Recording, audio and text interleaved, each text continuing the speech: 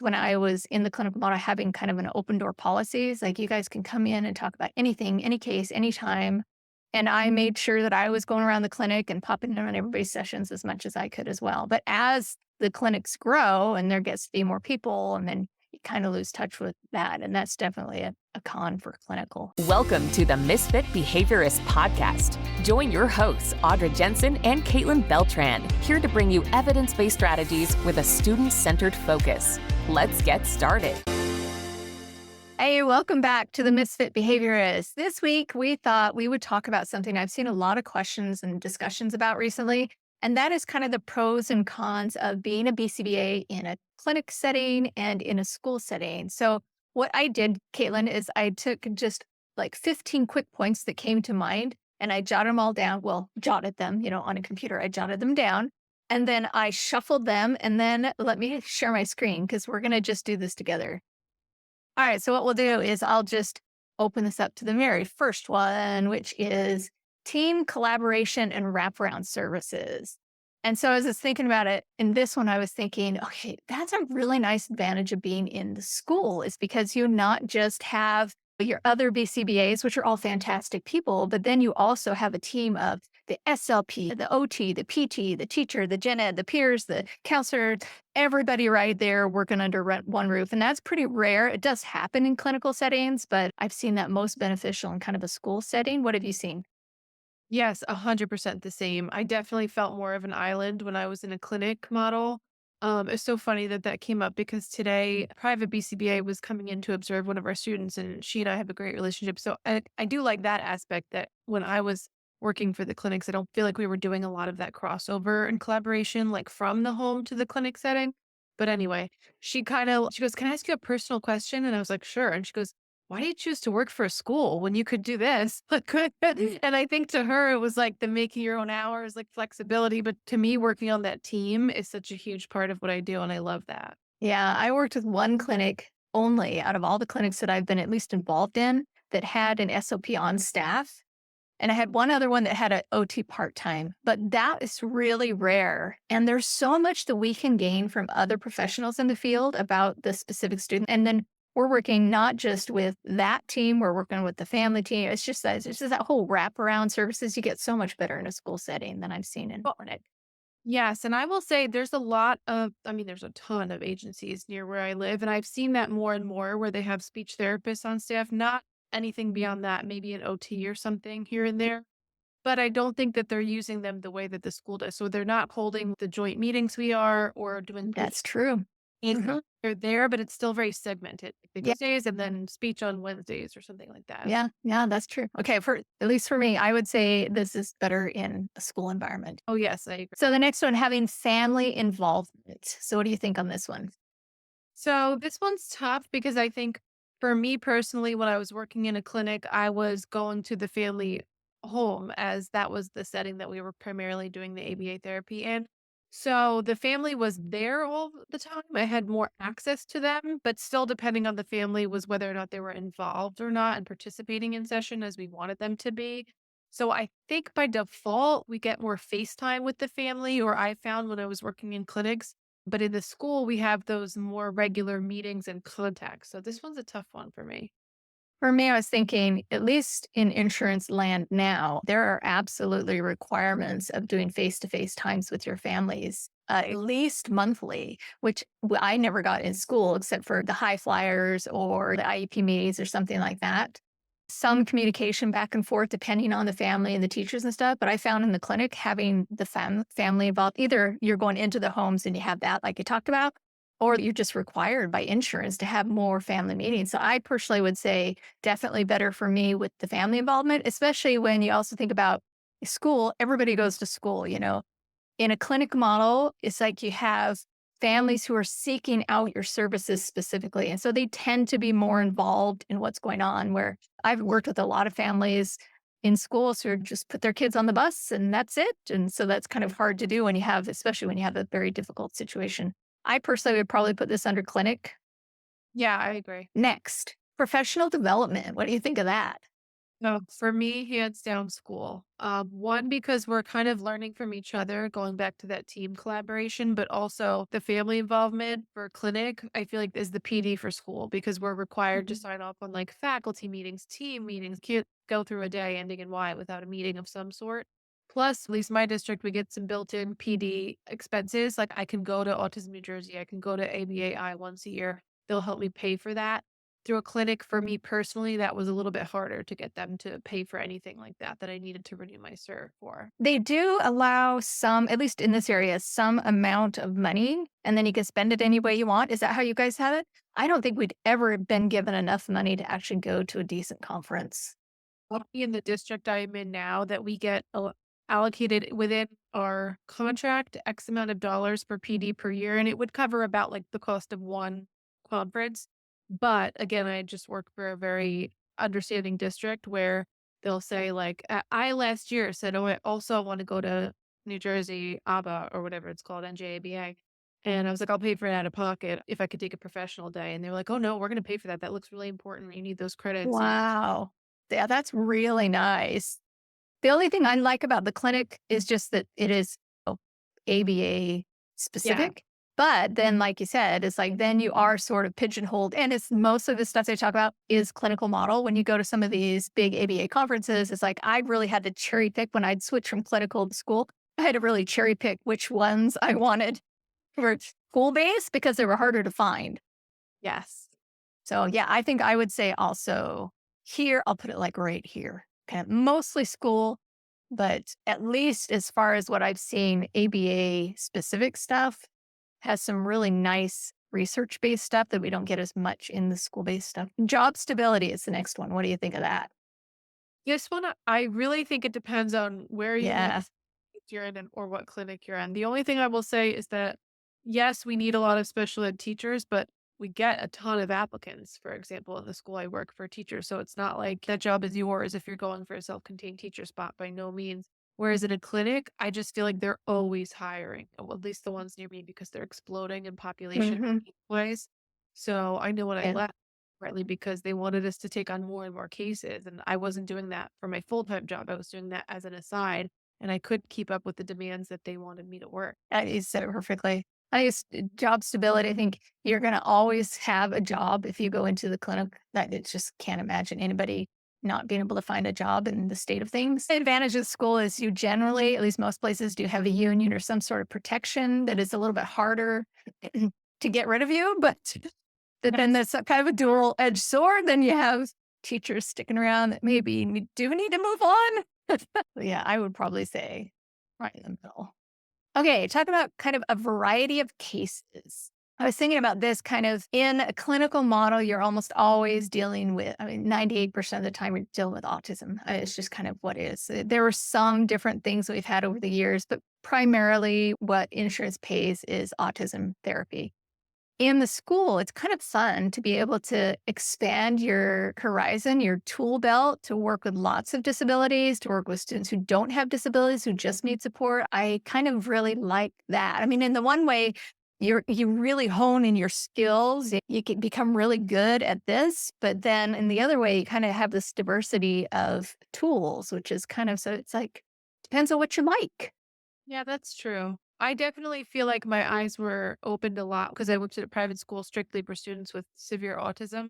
And then when I went to public school, I learned so much, like back in those early days for me, just about other disabilities and other diagnoses and other classifications like ADHD, emotional regulation, positional defiant disorder, everything. And so some of that I'm just fascinated by, and I continue to love working with those populations, but I also could apply some of that knowledge to my students with autism that I learned. Yeah, and that's exactly what I was going to say is that a lot of the stuff I learned by working with new students, new disabilities and things I wasn't familiar with, I then was able to use, oh wow, our Down syndrome kids have this stubborn streak that is awesome. I really learned how to deal with the stubborn actions and how to wait out and be patient and like, oh, you know what? This is a skill set that's really good for these kids too. Next one, stress and mental health. Ugh, can we tie? I think it just really depends on your personality. And I'm glad we're doing this because I think hopefully this will help people decide which setting is better for them. Because again, for me personally, working in a school, they're both stressful. Don't get me wrong, 100%. But school, maybe just because I'm so used to it, I like the team collaboration. I feel supported that way. I like having those little built-in holidays and summer breaks to look forward to. So I think just my personality syncs more with like that school environment. And I do think I would be more stressed working in a clinic where I was a solo team of one most of the time, just not getting some of those same benefits that I've come to enjoy. So I don't know. I think one of the things we're going to talk about under these cards, I think there is one on scheduling and stuff, which we're going to come back to. When I think about stress of a clinic and stress of a school and the two different places that I've worked in. Now, granted, most of my time in the clinic was running the clinic, so that adds the stress. But having the stress of insurance mandates and reports that have to be in at a certain time and they have to look a certain way, and you have insurance companies coming back and they're saying, this doesn't work, we're not going to approve this, meeting certain billable hours, certain requirements on time that you have to do there. I found the stress in the clinic definitely higher. Mental health. I saw many more practitioners burn out in a clinic setting than I do in school. I mean, I see burnout everywhere. That's just if you're not taking care of yourself, that's going to happen. But I definitely saw more in the clinic. Now, granted, when we first started, 25 years ago, I probably would say the other way around because when we started clinicals, there was no guidelines on anything. And so even when the insurance companies started paying, they're like, we don't know what we're doing. So just do whatever you want and bill whatever you want. And it was great. There were no mandates of required amounts of reports or how often. It was just like, whatever you want to do, we trust you. And then things changed. And so I would say the last 10 or 15 years, it's switched the other way. Now, schools, it's not a more relaxed, it's a different kind of stress. It's definitely stressful. And I'm seeing caseloads get higher and higher over the school model now, which is what we saw in the clinical model. So who knows? I guess it sort of goes back and forth over time anyway. Would add too, I think depending on really the area of the country you're in, because I'm in New Jersey, we're so densely populated. We have great schools, but which also means like we have really involved, invested parents, and they can be very litigious. And in my experience, if they don't like the clinic, they're going to move on to another clinic. But if they don't like the school, there's potential for, them to get litigious. Very good point there. Stress and mental health. All right. Paperwork. So this I was thinking, okay, clinical, you have, like I talked about, reports and all those requirements. And then in the school setting, you have IEPs and FBAs and stuff. And I'm thinking, at least for me, the amount of paperwork depends on your caseloads. So like if you have 12 cases that you're in charge of in a clinic and you're required to do one every 6 months, you can span those out and be very systematic about when you have them planned out. And then it's not so bad. It's when they all happen at once that gets really stressful. In schools, you have your once a year IEP for every student, but you may have, 30 cases. And so you're in charge of being a part of each of those IEPs. And even if you're not the case manager, you have to be a part of it. Then if you're required to do, FBAs, each individual FBA can take so much time. And so it kind of depends on the amount of caseloads you have and requirements on your funding source too. I feel like you were saying with the requirements of clinics changing, with insurance catching up, I've heard a lot of people in clinic settings say like they will do the first round of paperwork and then catch their breath and turn around and it feels like the next ones do. Whereas in the school, if you have a higher caseload, you're doing paperwork nonstop across the board, but at least you can have a longer span of time in between the progress report, which is like quarterly, or an IEP, which is once a year. Some of the clinics now are most of them now are using digital databases for goals, trackings, and everything. And they also include report writing. And so some of those templates make it a lot easier than they were when we started. When we started, we just basically had to write everything or type, everything from the beginning. But some of the templates they're using make it a lot more streamlined and easier to do. So schedule, this is the next one, schedule work-life balance. I definitely, for me, would say 100% school. I mean, just without even thinking about it. Just the work-life balance of working in a school and being able to work at least mostly school hours. I mean, the type of people we are, either go early or stay late. Most of the ones that I've worked with have the same days off that your kids do, or at least similarly, or at least have 1 month in the year that you have off. So I just find that schedule is so much easier to make that work-life balance. Right. At first, I thought you were going to say clinic because if you could schedule your hours sort of like how you wanted them, but I don't know that it ever That's really so rare. like I guess if you put yourself part-time and you decide on your hours, or you create your own business, you're not running for somebody else and you just create it. That takes a lot of work though. But as far as I've worked in both settings, the work life balance in school I found to be way easier to come up with. The next one is dealing with higher ups. And I meant in a school setting, your admin, and then in a clinic setting, your clinic managers, operation managers, or whoever you're doing with. So, what do you feel as far as pros and cons to school and clinic there? I feel like I definitely am in communication with higher ups way more in a school setting role. I guess it's depending on how you look at it. If you have a bad boss that you don't like, then it's going to be a negative for school. If you like your supervisor or boss or admin, it's going to be a positive. I just felt either way in the clinic setting. This could be just the nature of the clinic I was in, but I never really saw anyone higher up unless it was like time for something that was due. And then even then I would get feedback on if something was late or if it's due early or something like that, but I never got feedback on how the quality of my work was. That was something I really missed because I started working at a school where we had so many layers of supervision. I wasn't used to almost just being trusted to be on my own. And I wanted to make sure somebody could be cross checking me. I felt like that would have been helpful once in a while. Yeah, that's interesting. I think what my experience was in a clinic model, at least you have your bosses or whatever who at least speak the lingo and kind of know we're kind of all on the same track. And that's the challenge I've had with schools is getting them to understand what we do and why it's important and getting that piece of it. Being on the clinical model, then the kind of the cons are you tend to have the higher up you go, the more focused you are on the fiscal needs and making sure billable hours are met. And that's the most important and getting your hours in. And then you kind of lose that touch with the therapy that we're doing. And I find that's less a problem in the school environment. And I think, like you said, it really comes down to the person that's in charge of you. If you have a good relationship, when I was in the clinical model, having kind of an open door policies, like you guys can come in and talk about anything, any case, anytime.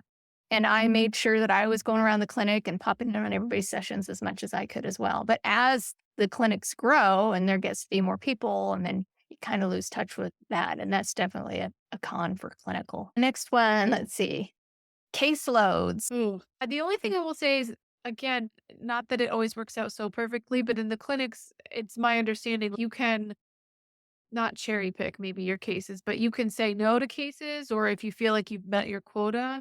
Oh, I don't know. No? In a clinic, I think if you are a smaller clinic or you're on your own, then yeah, totally. And so many of these clinics are just getting bigger and bigger and bigger. I mean, ours did. And in fact, it got so big I couldn't do it anymore. A full-time staff, or did you have people coming in and taking per case? Full time staff. Yeah. Wow. A Once in lot. a while, I would have a part time clinician, but for the most part, it was full time salaried. And initially, it was kind of just fill your hours. And then as time went on, it was like, you need to take this number of cases. And then once we sold our company to a bigger company, once they came in, they had much more stringent, like you have to meet this number of hours, you have to have this number of cases. And that was when I sort of cut ties and went, no, don't do that. But yeah, there's a lot of pressure, especially in these bigger clinics, to have a big caseload and a certain number of billable hours. And it's just, that's really stressful. But of course, on the flip side, in schools, I mean, you may be a BCBA, you may be the only BCBA in your entire district, and they keep giving you cases because they have so many, and you may have a caseload of, 40 kids, and you may not be seeing them like you do in a clinic model. You may be only checking in or being on consult or something like that, but you still have to know all 40 of those kids. And so there's that kind of that piece of it too. In the clinic model, you know all of your kids really well. You may have a smaller caseload, but there's so many hours that you put into that really balloons into direct services. And that's a whole difficulty. But then, in the schools, you could have tons of kids. You need to know them all. Right, you do. Sometimes I feel like my head is spinning because I'm at one building Monday, a different building Tuesday, a different building Wednesday, and then I kind of circle back. And like you said, I just have to remind myself sometimes, like I'm not responsible for delivering that whole program myself, like it would be in another setting. But I do still need to be involved. And so sometimes it's like, what day is it? Which kid am I seeing, or which teacher am I working with today? Even a lot of the clinics near me still have opportunities for, what's the word I'm looking for? Not per diem, but like for BCBAs So to come in and take some cases. So I think it depends on the clinic too. independent contractor, I guess. You brought up something that made me think of, so I did not add in here, but the difference between working in a clinic model who is going to homes and one who is an all clinic based. And I don't know if you've worked in both types of settings, but I would say, at least for the stress level, I enjoyed much much more working in a clinic-based setting than working in the homes. I mean, there's advantages to working at homes, but I'm telling you, we had so many more problems with staffing, with difficult situations in home environments, just being able to control an environment in a home setting as much as I wanted to go in there more often as far as collaboration, but working, I found better progress in a clinic setting than in a home setting. And of course, you're going to have kids who need to work on skills in the home setting. And there's obviously, you need to do that in community settings as well. You need to generalize all the skills. But as far as progress of goals and stuff, I saw much better success working in clinic models. I Go for feel it. as if a lot of the clinic models near me offer home-based services and clinic-based services, but it always winds up that all of the families that go end up somehow in the clinic. And I get it because, like you said, it's easier and it's more controlled and you're seeing that progress. But working with families who the toilet training or the feeding or the dressing, it just really has to be done in the home. And I will say that I've seen some really good models where the clinic, the BCBA, the director, whoever will say, for this, for the goals we're working on, I really recommend a home setting. And I've seen them not do that. And I think there becomes like a slippery slope because I get it. If you're a BCBA or a therapist, you can bill kind of back to back working in the clinic. Whereas if you're going to the home and then driving to another home, it becomes just logistically harder. But I do fear that that's something we're losing with the explosion of clinics is that they're all gravitating toward that clinic-based services and we're losing that really valuable home-based service time where the kids can work on those skills and the parents can be trained to do that too. I think you make a really good point, and I can absolutely see that. I wonder, and I've thought about this over the years, that if an ideal situation would be a modge podge of both of them. The biggest challenges that I had running a clinic and having people going into the homes was more therapist based behavior techs going into the homes when they weren't really trained to deal with some of the situations you see in the homes and the situations. I had one family who had a nanny cam and caught somebody doing something they shouldn't have been doing. There's stuff like that going on. But you have these really young 18, 19, 20-year-olds who don't have life experience going into these homes and some of the really challenging situations. So I wonder if the BCBA, like once a month, was in there overlapping with them, making sure things were happening, working on those skills that really, you're right, have to be done in the home. It's just some sort of hybrid model that we need. We've swung from full that based all the way to full clinic based. So we need to find that balance in between. Yes, but I know I can speak to that pain point of like when I was BCBA supervising homebound cases and I would go once a month, but the therapist would go sometimes, well, I would go say twice a month and they would go twice or three times a week. And I felt like I was constantly playing catch up, just trying to like learn what happened in the visits between. And it was hard for me to do that training with the staff because they were going so much more than I did. And like you said, they weren't always getting the training up front that, again, models have changed. Like, hopefully, there's more layers of supervision and training available in these clinics now. But this were also just the young kids new to the field, and the parents were like, pull up a chair, we're about to eat dinner. And it's like, lines. Yeah, there's that. And they're asking them questions and they feel obligated to answer when it's really not their role to answer those questions. And so we really had to train the techs to say, okay, hey, that's a great question. Let me take that back to the BCBA and she will get back to you. But that took a lot of time to get people to understand the importance of doing that. Hybrid, I feel like would be ideal. Like maybe you start in the clinic, everyone gets trained on the team together, and then you sort of venture out into the home and tackle one goal at a time or something like All right, next one is maintaining ethics.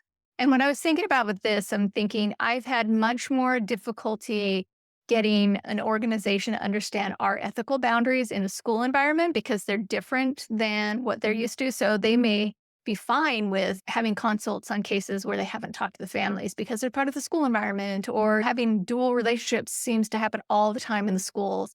I found that to be a little bit more challenging in school. In clinic, where everybody there is, BCBA or an RBT, they've all maintained the same type of ethical standards that we have.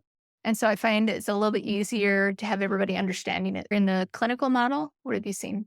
So the only thing I will say is just speaking up to my last point about being in that home setting is so tough. And again, I think I'm dating myself because my experience with clinic is kind of, I didn't work with anybody who was an RBT when I was in the clinic world. I don't even know if it was around then. So I was getting a lot of people that were like, oh, I want to try this as a part-time job. And they didn't have much experience or training. I had a couple of really interesting scenarios early on where not so much with myself, but again, that tech who was going 2 or 3 times a week was seen as a support person by the family.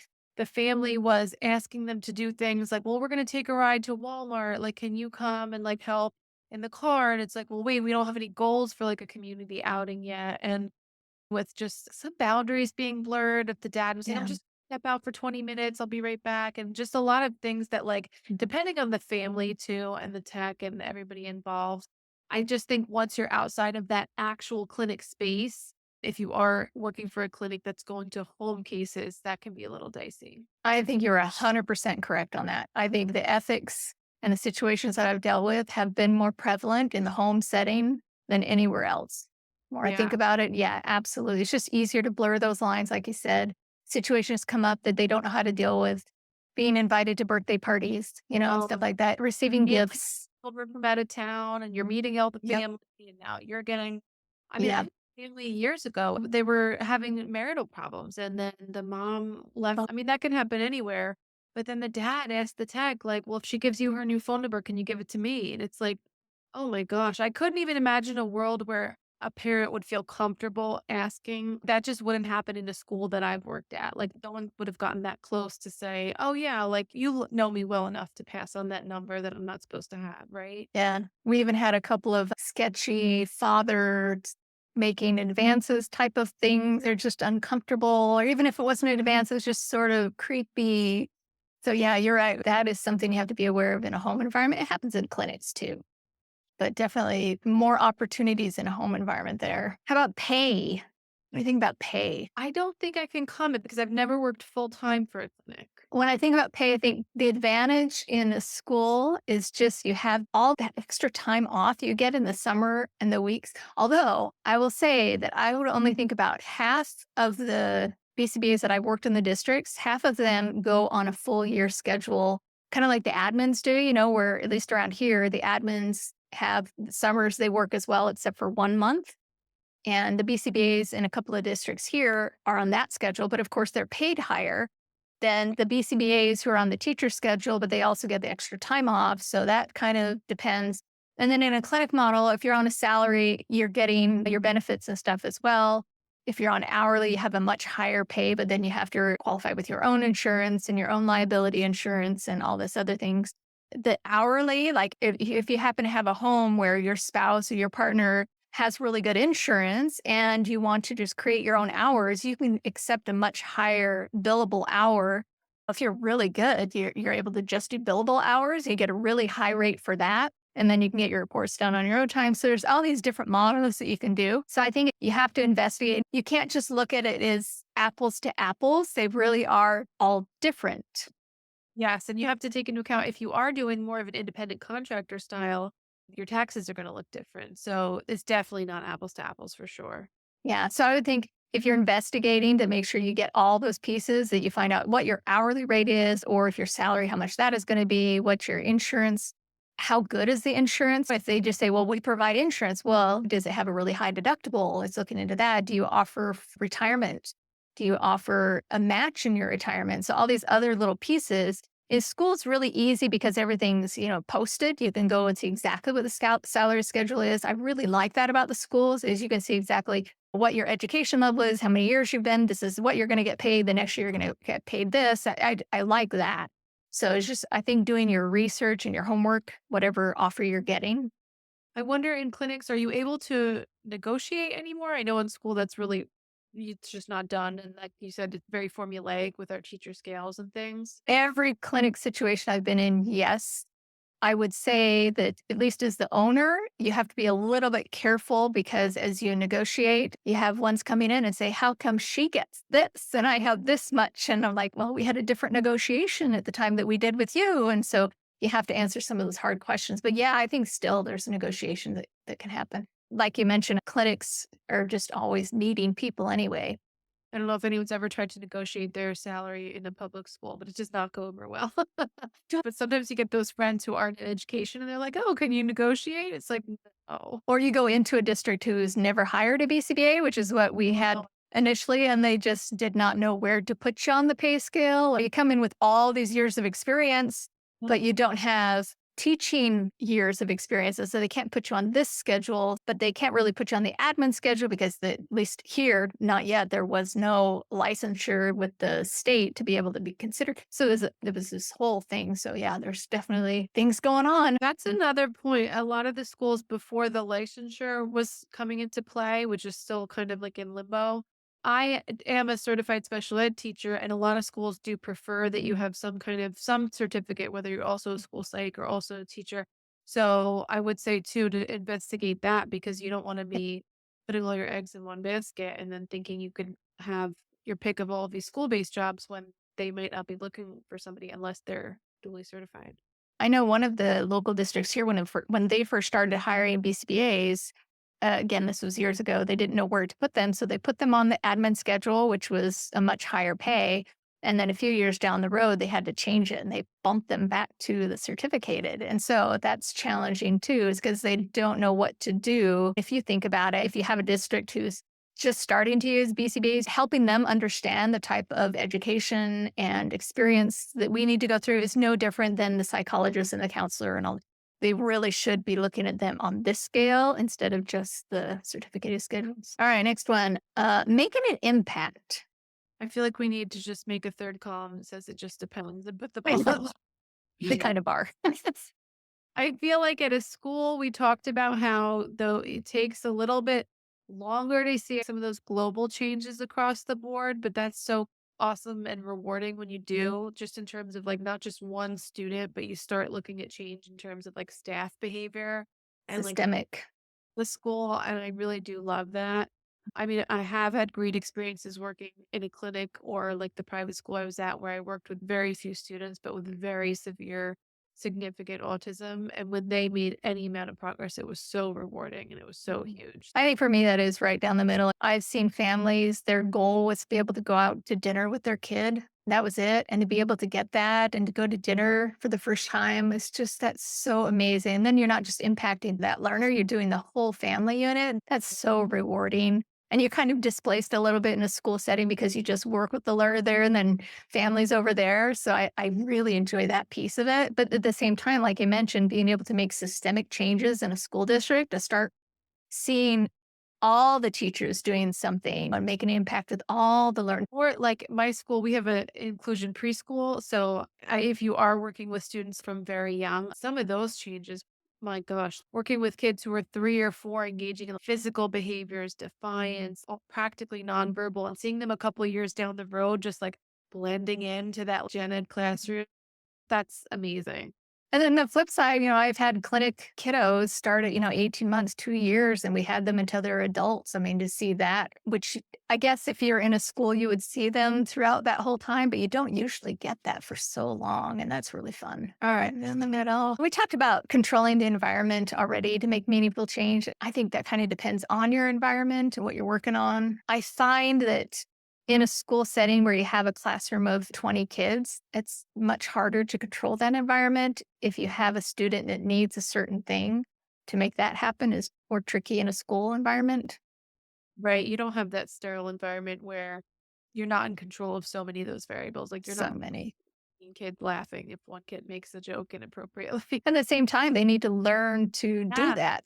Yeah. Sometimes good because you're teaching in the real world context. The opportunities for generalizations and maintenance of skills, so much better in a school environment. You just have so many more opportunities to do that than you do in a clinic or even a home setting. Funding sources. I was thinking this one in particular, like I said early on, it was parents were paying, and if they ran out of money, they ran out of money. That's one thing. But then the insurance kicked in. And now the insurance funding sources are so dominant and requiring certain things that it becomes really challenging to hit therapeutic goals and meet funding source requirements in a clinic setting. You don't really have that problem in school. Meeting certain billable hours This one I think really is more specific, definitely to that clinic setting. and that's the last one. Oh, good. Hey, what do you think? Fun little exercise? Yeah, I feel like we confused a lot of people tonight. No, I'm just laughing because it really depends. You could speak to the pros and the cons, but what I see as a pro might be a con to you. So it is interesting just teasing apart all the different variables and thinking about what might work best for you personally. I think that's the big takeaway I have is that there are pros and cons everywhere, but that's like in any job situation. So just do your research, talk to people. The opportunity to talk to somebody that's already working there, whether it's a school or the clinic, I think that's huge. And if you can just go and ask to do an observation, if they'll let you do that, I think that's great. Just feel the vibe of wherever you're going. Yes, and also just knowing that you have all the clinic points and the school points, but each individual one in one district to another could be night and day. So do research on the specific agencies or schools, and always, if you can get into observe, that's huge. And I think in particular, if you're doing a clinic, you can't really do this with school, but a clinic, like what are your billable hours? Do you have a requirement for caseloads? Requirement for when are reports due? Those are the type of concrete questions you can ask in a clinic setting that you can't so much in school. I think you could try, but it changes so quickly. But definitely in clinical, you can ask those type of specific questions. How do you feel about work-life balance? Do you require work on the evenings and the weekends? Expectations for turnaround for insurance requirements. So there's all sorts of questions you can ask. Don't be afraid to ask those questions straight up. That's true. Get a feel for the culture and the vibe.